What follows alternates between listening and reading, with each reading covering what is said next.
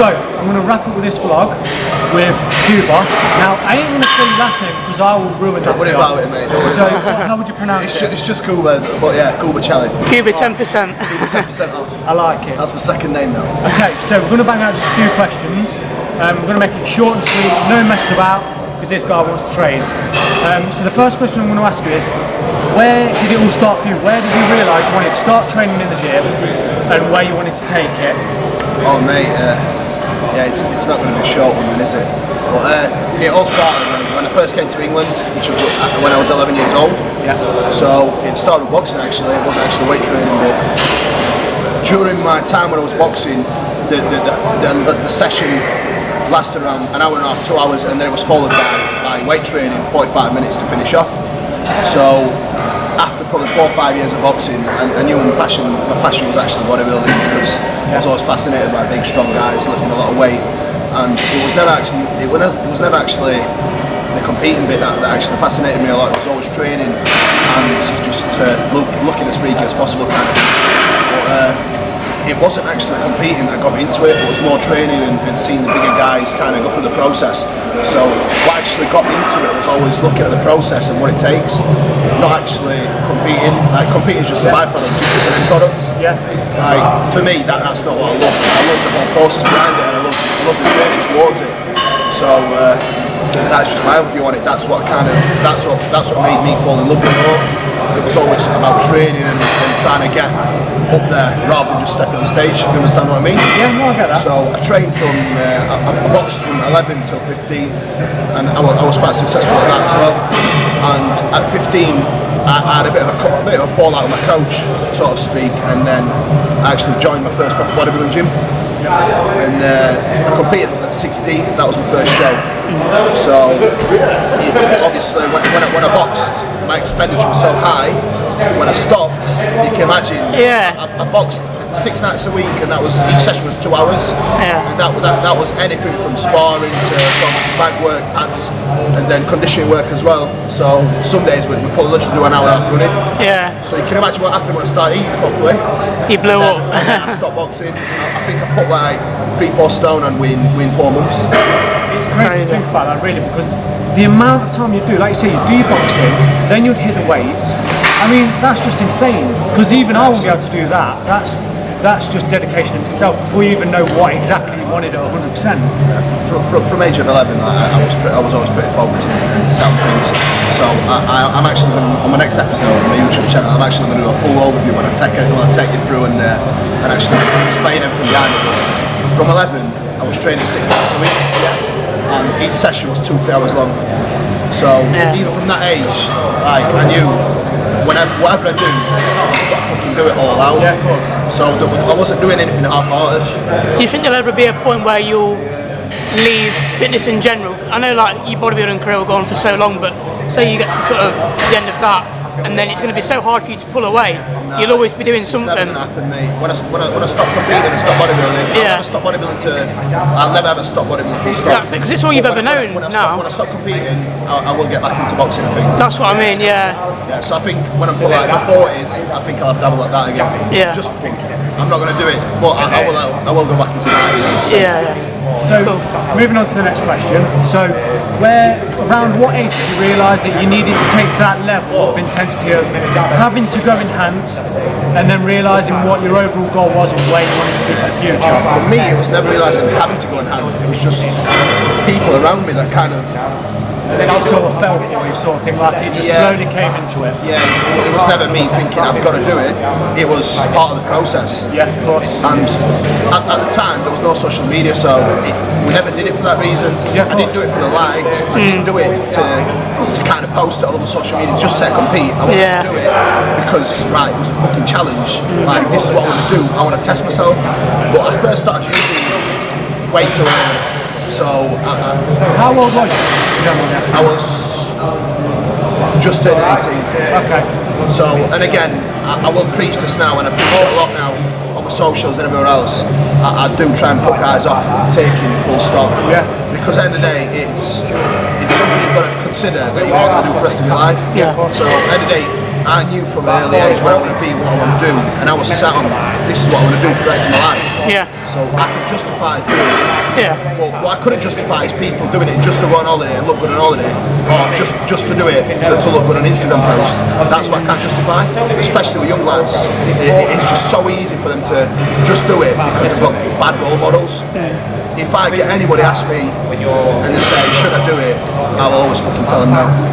Okay, so And that is my honest opinion on it. If I could take time back, I wouldn't fucking change it, don't get me wrong. Yeah. But that's me, not you. Yeah. Like for you it's different. Like you won't earn a living out of it. I've been fortunate enough to be lucky to be able to earn a living out of this now. Okay, so let's turn this on me for a sec. So for example, I'm 23 years old, I'm coming up to 24 now. I've been thinking a good few years about going enhanced, but obviously I believe you shouldn't go enhanced until you've got your background, you know what you need to do.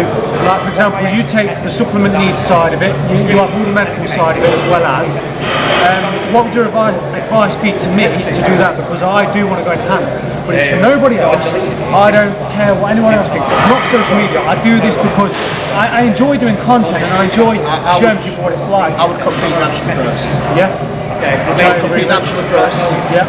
And another thing is, before I started using, I trained for 7 years, almost 8 years, every single fucking day. Yeah. 2 or 3 hours a day. Yeah. And that was silly because I was overtraining to fuck. Yeah. But that is a fact. Yeah, I've got a newspaper article, which I won't get it up on my next vlog. But I've got a newspaper article where I got invited to box for England, and one of my trainers actually said to the newspaper that he can't get me out of the gym. And I actually train there 6-7 days a week. That's what the boys say on the podcast, isn't it? They can't get you out of it. So that was like when we went college. I started the exact same. Like there was a point where, so my background is I was an overweight kid, and I lost 5 stone just from doing the Wii Fit within a school holiday. So I used to get bullied as a kid. Yeah. And do you know what? I usually said, fuck that. I've had enough fit. I'm showing you all. Screw the lot of you. Lost 5 stone. Everyone was shocked. So I said to myself, right, I'm going to start training. I'm going to get bigger.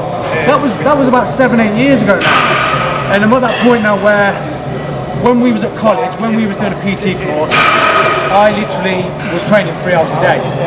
And even they used to pull me aside and say, you're going crazy, but you need to calm down. And that's where I've learned myself of how I should train. And like today's session in this place has been amazing. It's fantastic. So overtraining is a thing. How long will you train for today when you train with your boys? Probably an hour and a half, 2 hours. But it's different. We train smart now and hard. Yeah, of course. So there's a difference just training hard and being silly. Yeah. But don't get me wrong, I fucking loved it, so I wouldn't change it, and it was all a big learning process as well. Brilliant. So it was different goals back then as well. Yeah, of course. I wasn't educated whatsoever, and the people around me had very little knowledge. Yeah. So I did what I thought was right and what I liked. So that's it. The best background is not having social media. The problem is, as you go into it, social media now, everyone seems to circle on social media. They don't circle about what's going on in the time, and you're having that right people around you. People think that they need to put everything on social media. That's not the case. The problem with social media is to glorify only the highs. You don't see the struggle. Yeah. So it's all just glorified and highlighted. Yeah, of course. So they only show you the good bits, mate. Yeah. So But he portrays the wrong image. Yeah. Yeah. So it's I all totally agree. Yeah. It's fake. Yeah, If somebody doesn't know, right? Somebody just looks on one of the fitness entrepreneurs' fucking social media channels, right? If they don't know what's what, they would look at that and believe all the shit on there. Yeah. Of course it is. Sure. It couldn't be any more further from the truth. Yeah. They don't see the actual work that goes into it. That's it, yeah. All they see is a couple of supplements, a couple of cheat meals, and that's it. And they think that's what it's all about. No, it's not. It's all the brutal side of it that they need to bring to light. Because that's why I wanted to do this for you. Because you're the type of guy that's happy to not tell anything. You're happy to just say it how it is, and that's what I love. Because I'm the same. He's the same. Well, moving on from that, last question, because I know you want to get on. Oh, no, I've still got time. I've still got time. Don't worry. Is, Boys, have you got pre-workout, please, boys? You got pre-workout ready? Come on, boys. right.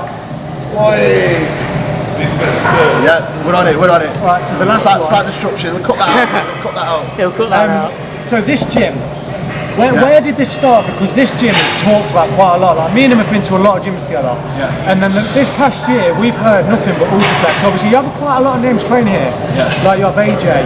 You know Finn who comes in. Yeah, of course. Because we know Finn as well. He coaches me. Where did this start and what made you want to own your own gym? It started in 2017 with a group of friends, Yeah. but it was actually called Ultraflex back then. It was called Iron Athlete. So I was fortunate enough to meet Charlie, that's a founder, Charlie and Mike actually, they're both founders of Ultraflex. Yeah. When we merged, not last year, year before, I was training at the gym in Leeds, and they asked me about the gym, see how it was going, because it was already quite a popular gym.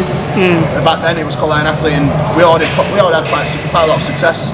So we had a lot of people training here. It was obviously a big, spacious gym with a lot of potential, but unfortunately I never had the kind of capital to put in it to make it like this. Yeah. So when we merged with Ultraflex, I was fortunate enough to kind of put us minds together, put the work together and bring something special, bring something that I would have to work 10 years for over the space of a year. So it only made sense for me to kind of have a smaller piece of a bigger pie rather than kind of taking my time and working towards it. That would take me probably 10 years to get to a level like this. Yeah. So you're in a partnership with this, are you? Yeah, yeah. So, see, that's the thing, because eventually I want to own my own gym. Now, for something like this, you might not know it, you might know it. How much are you talking for this whole facility and the whole equipment? I don't even want to know the amount, because I'm looking. I say I want a gym around 300k to get equipment like this, but I have a feeling this Triple is it. triple. Dude, This is for more. space this big, mate. You probably want to. You probably want to triple that kind of money, mate, just to which get makes this. sense. Just to get it like this, and don't get me wrong, this is not a finished product yet. We're still working on it. Well, that's it, because I see on your Instagram that you're always bringing in new equipment, which is fantastic. And me and him trained legs previous, and we done. I've never done a session so smooth in my life. And we didn't even need to go. The thing is as well, we'll look after all the equipment. We have regular checks on it. Everything goes wrong, have it fixed within that week. Yeah. And we have engineers come down and kind of service the equipment regularly as well, which does cost quite a lot of money. But at the end of the day, it's all about experience. I know for a fact anybody can come to this gym and they will have a positive experience because of the staff that we've got working, because of the equipment we have and the atmosphere and the people in it. And I think the most important thing about this gym is people in it as well. Yeah, of course. Everyone's kind of a big team and a big family. We've got a powerlifting team. We've got tons of bodybuilders. It's about the community, isn't it? Yeah. Like, I find that it's like, we've been to loads of gyms, and loads of gyms, their equipment's broke, everyone just comes in, everyone has an ego, everyone looks at you dodgy because you're training either crazy or you're not training hard enough. Everyone judges you for that. You come in here and no one does that, and that's where you can tell this atmosphere is spot on. Like, people train over there, they're doing what they need to do. You should be welcoming, it's a family thing, and that's what you need. And it's like I say, with this equipment, it's so smooth. It's the best gym I've trained in. I think nothing's going to top it. I mean, I've been to Jamie's gym and done an interview with him. Don't say it while it's there. That equipment was fantastic, and it was old school. But this is just insane. This is nuts. I've never known a gym with this type of equipment, so you've got it spot on. I don't see this being deep. Don't say that with The thing Jamie. is, with this place, it's a community.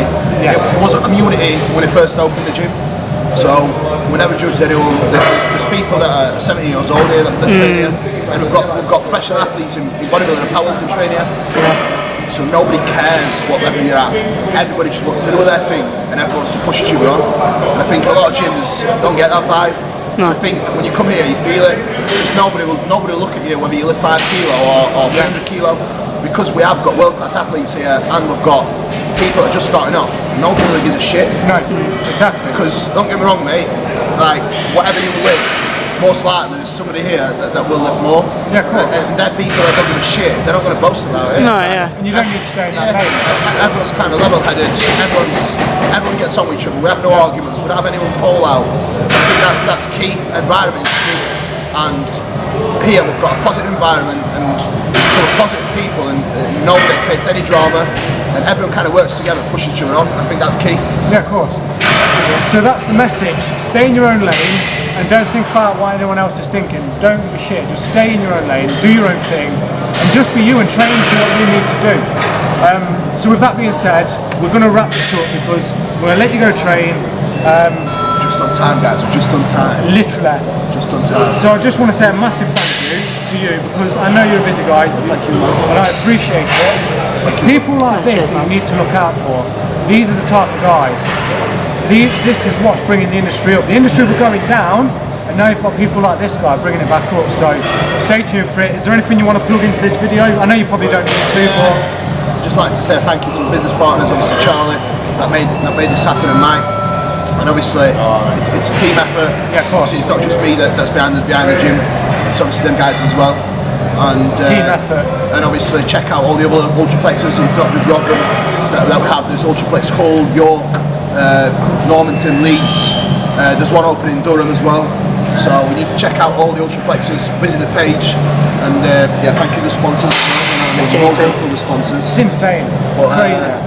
Yeah, just thank you for listening, guys. And if there's anything you need to know, feel free to message my guy here or myself. Thank you, guys, and take care.